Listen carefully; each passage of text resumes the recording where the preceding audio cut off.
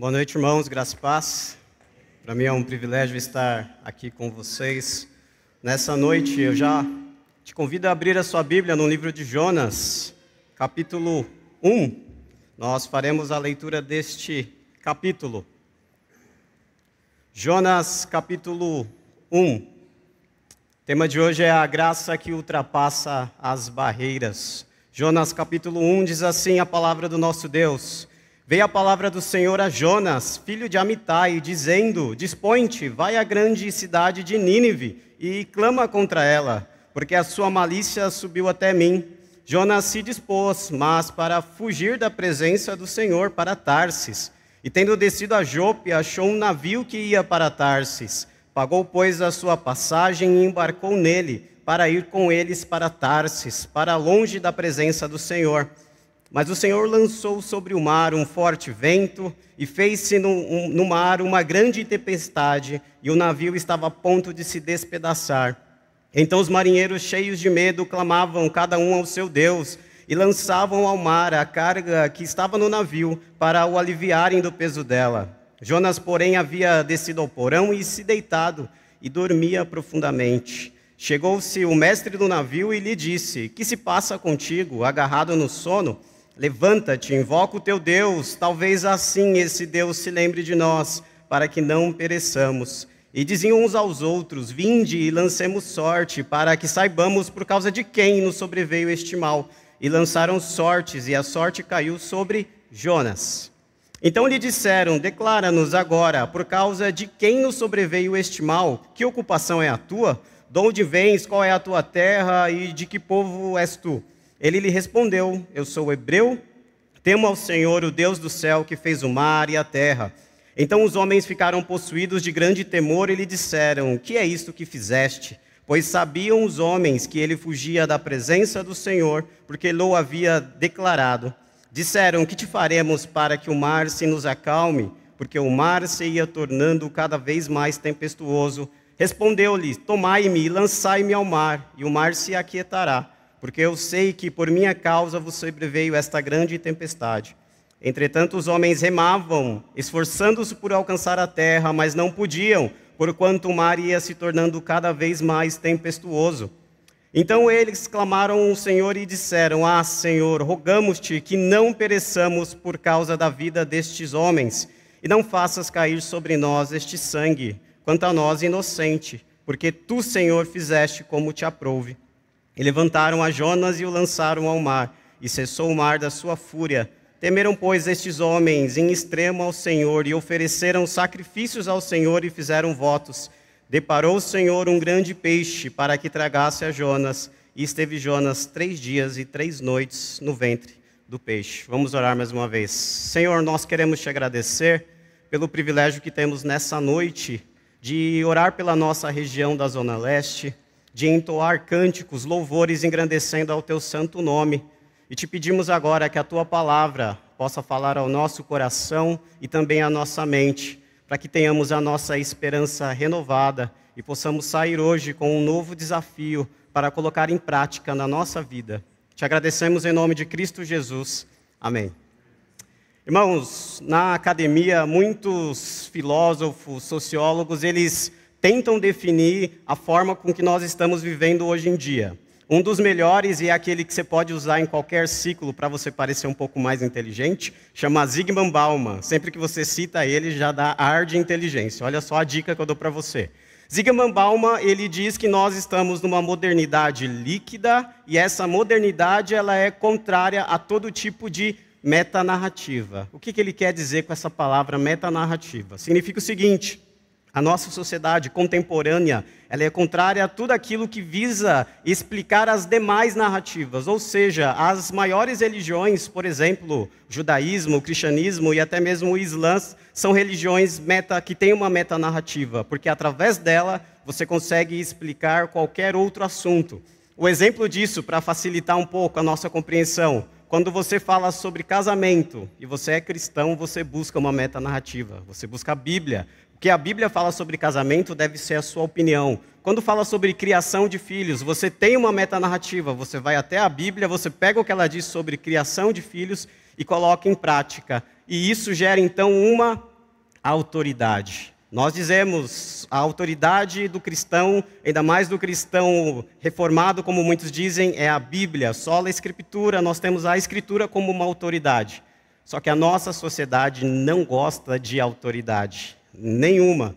Então, quando você vai para qualquer círculo acadêmico e você começa a discutir, você levanta uma autoridade, imediatamente as pessoas que estão ali começam a te bombardear.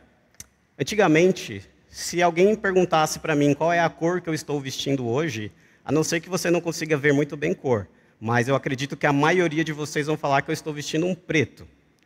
Agora, se você for em alguma faculdade e a pessoa discordar de você, falar assim, eu não acho que é preto, eu acho que é rosa.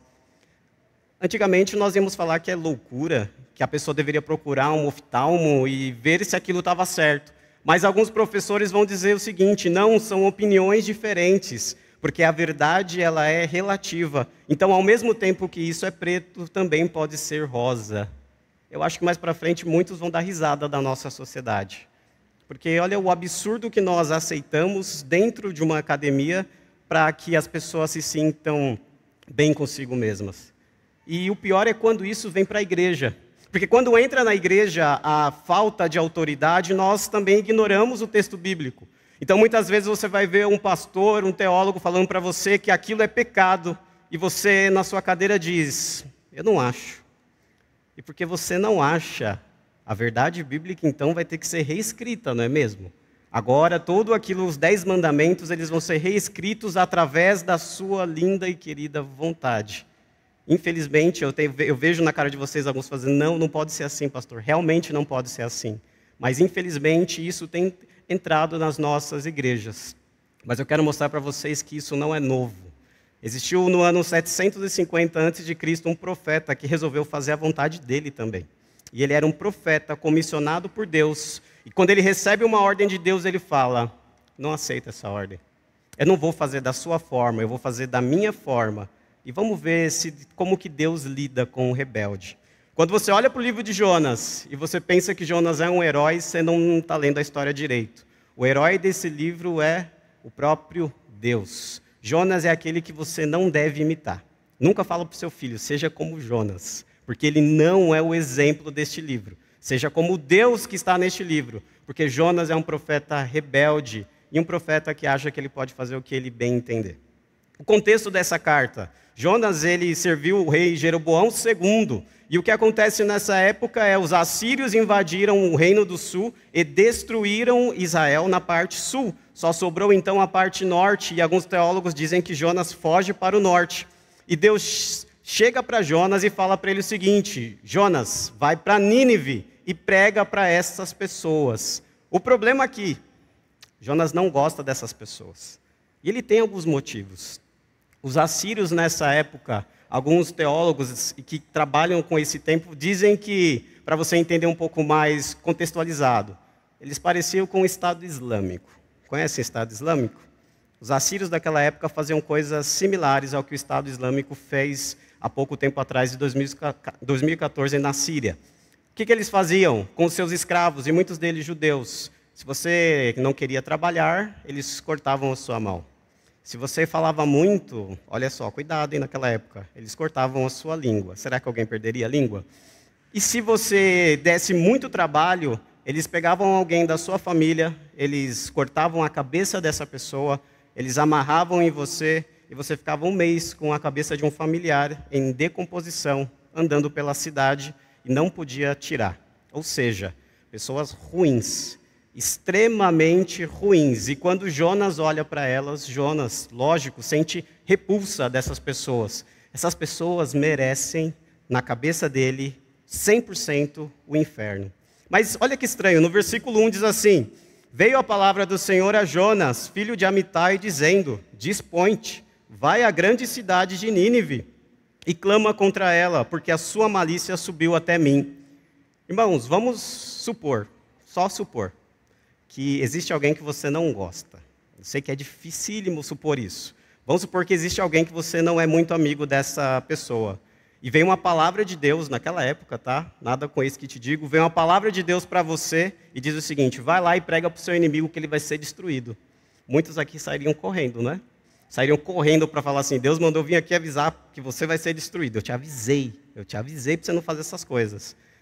Jonas, ele é alguém inteligente, ele é um profeta versado. No capítulo 2, Jonas compõe uma poesia que é comparada aos Salmos. Ou seja, ele não é um profeta que não conhece o verdadeiro Deus.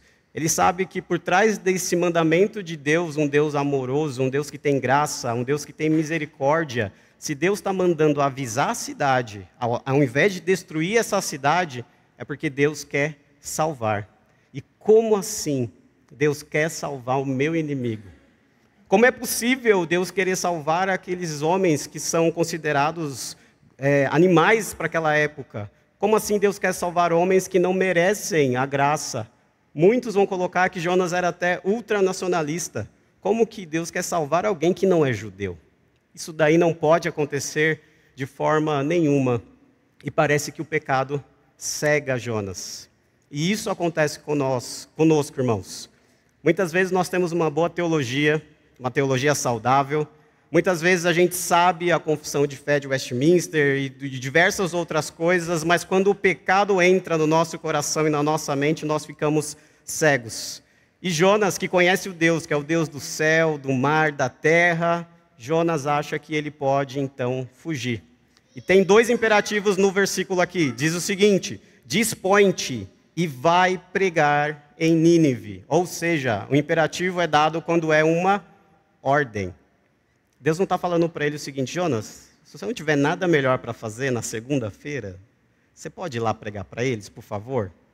Deus está dando para ele uma ordem, como ele é um profeta de Deus. Levanta e vai pregar. O texto parece irônico, porque ele diz, e Jonas levantou, mas para fugir. Jonas levantou e foi embora, ao invés de ir pregar para Nínive, porque ele queria que aqueles assírios morressem e fossem para o inferno. E ele vai para o lado oposto. Era para ele ir para o sul. Jonas simplesmente vai para um outro lado, porque ele acha que fugindo, Deus não tem mais nenhum profeta para levantar, para ir lá pregar para aquelas pessoas.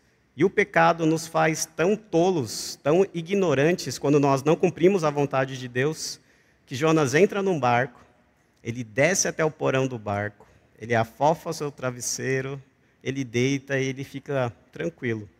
Porque a partir disso, não tem ninguém mais para pregar para os assírios. Então os assírios estão indo para o inferno, os meus inimigos. Olha que coisa maravilhosa, não é? Não, não é.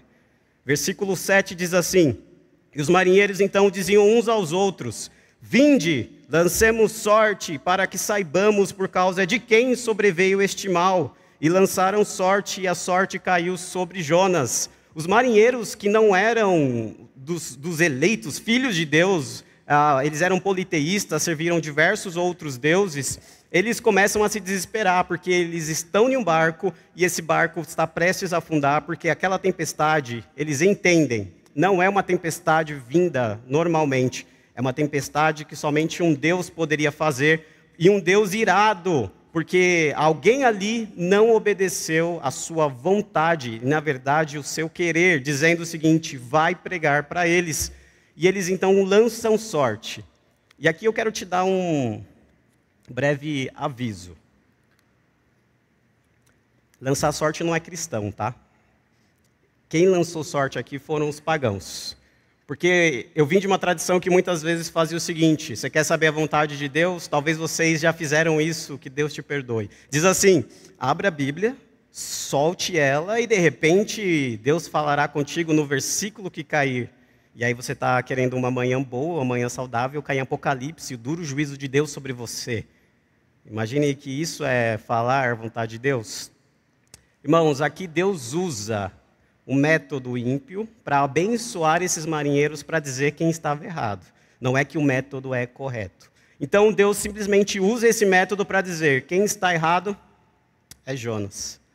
E aqui a história poderia acabar. E o meu sermão acabaria aqui e nós iríamos olhar para Jonas hoje em dia e falar, Jonas é alguém como a gente, que ele não faz a vontade de Deus, mas quando Deus aperta a sua mão sobre ele, Jonas deveria parar e falar, Senhor, essa tempestade é por minha causa, não machuque esses marinheiros, eu estou arrependido de não querer pregar a tua palavra, pode parar a tempestade e me colocar no próximo barco para a cidade e eu vou lá pregar para os meus inimigos. E hoje em dia a gente aplaude Jonas e as criancinhas iam cantar hinos dizendo assim para a gente ser parecido com Jonas. Mas o orgulho dele não deixa isso acontecer. Versículo 11 diz assim: disseram então esses homens: que faremos para que o mar se acalme? Porque o mar ia se tornando cada vez mais tempestuoso. Eles olham para Jonas e falam: Jonas, a resposta está com você. O que a gente faz para que o seu Deus, ele simplesmente não nos castigue? E Jonas faz algo que é muito estranho para um judeu fazer, ainda mais um profeta. Jonas fala entre linhas: é só me matar. Porque quando ele fala, me joga na água, me joga no mar, ele está pedindo para simplesmente morrer.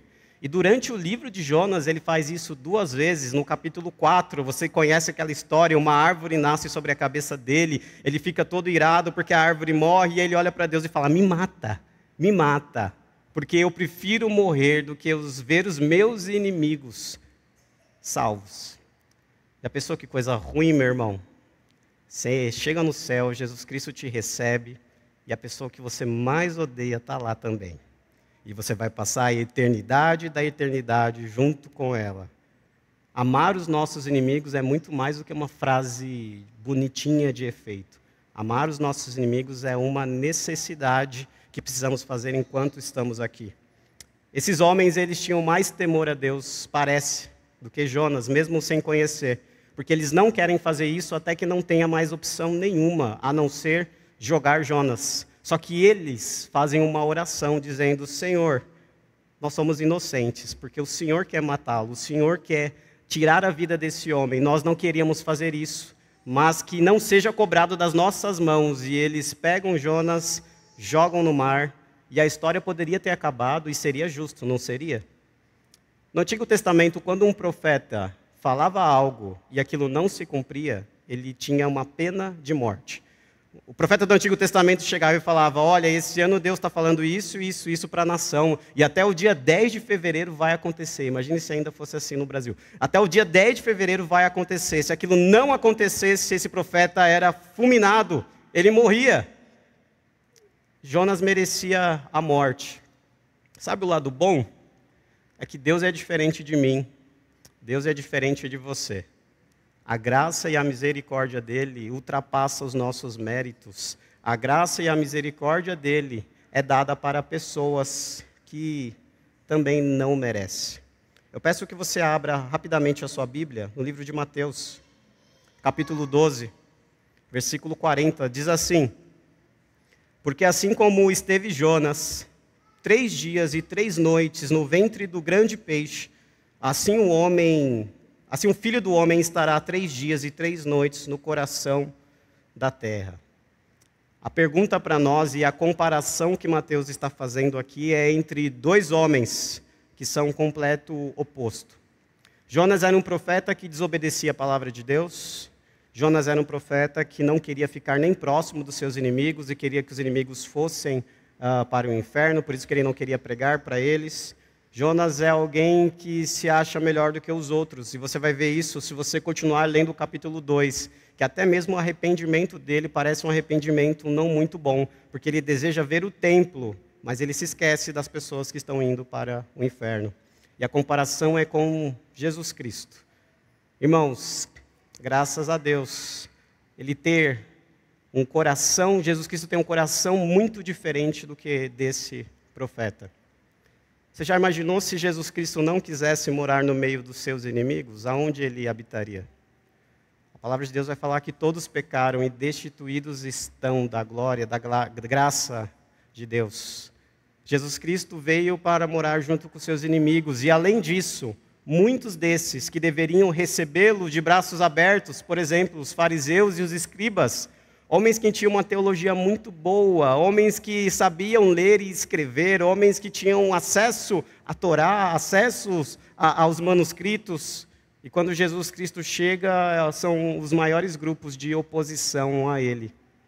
E mesmo assim, ele sofrendo a vida inteira, um Deus, ele morreu por mim e morreu por todo aquele que tem a marca, o seu nome escrito no livro da vida. E Ele fez com que eu e você, que éramos inimigos de Deus, pudéssemos agora ser chamados de filhos. A diferença hoje que eu quero trazer para você é qual tipo de pessoa você quer ser. Você quer ser Jonas ou você quer ser igual a Jesus Cristo? Porque infelizmente parece que diariamente Jonas brota no nosso coração. Mas nós temos que contê-lo e sermos cada vez mais parecidos com o nosso Senhor e Salvador. Por isso eu tenho algumas aplicações para você nessa noite. Primeiro, Deus nunca abriu mão da sua soberana autoridade. Desafiá-lo não é um ato corajoso ou libertador, mas um ato de tolice.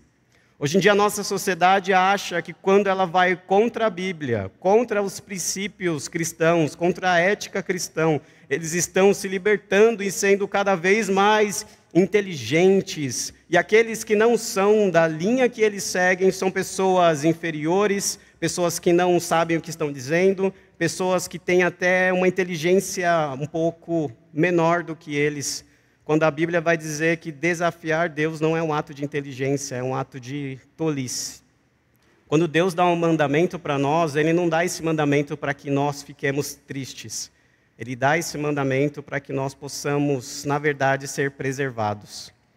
Quantas coisas você queria fazer e você não fez, porque você olhou na Bíblia e não era a vontade de Deus que você fizesse.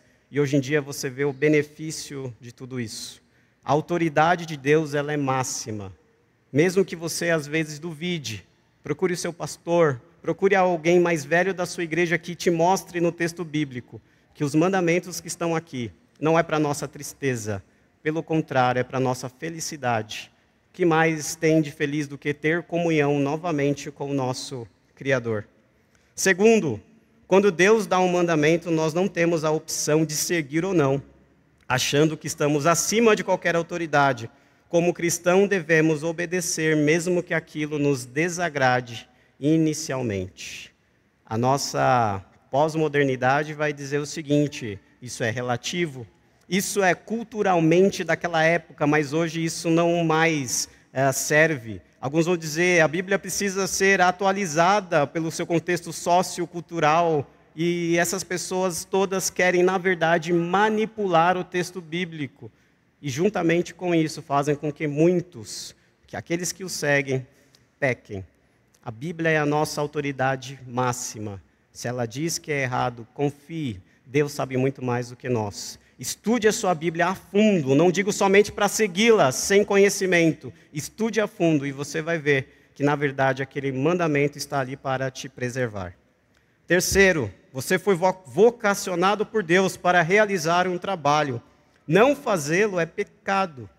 Ore para que Deus te guie no caminho que você deve andar. Isso daqui é algo que nós muitas vezes erramos dentro da igreja. Porque nós achamos que os únicos vocacionados são os pastores e os músicos. Os demais não têm uma vocação, sendo que Deus dá a vocação para todos os cristãos. Irmãos, ai de nós se não tivessem os diáconos, os presbíteros, ai de nós se não tivesse aquela irmã que recebe com tanto carinho, como nós temos lá na igreja, pessoas amadas que recebem com tanto carinho os nossos visitantes. E ainda diversos outros dons que são necessários para a nossa igreja. Se Deus te deu algum dom e você não está exercendo, cuidado, você parece Jonas fugindo para Tarsis. Está na hora de você trabalhar para Deus, de acordo com o dom que Ele te deu. Se você foi vocacionado, não fuja, não corra, mas pelo contrário, volte e faça aquilo com que Deus te ordenou a fazer.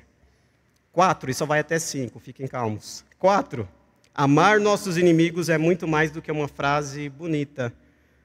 Por isso, ao invés de ficarmos numa bolha cristã, devemos pregar o Evangelho até para aqueles que são considerados os nossos inimigos. E aqui entra um ponto difícil, porque hoje em dia, na nossa cultura, que é polarizada, muitas vezes nós não queremos pregar para as pessoas que é de um partido diferente daquele que nós apoiamos.